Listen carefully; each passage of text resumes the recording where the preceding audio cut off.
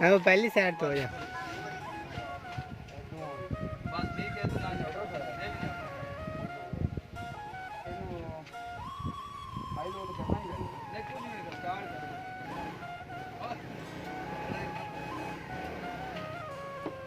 है तो पैर रख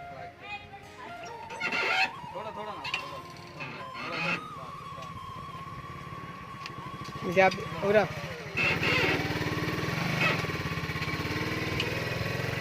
जब पूरा मरोड़ के तेरे अगे तेरा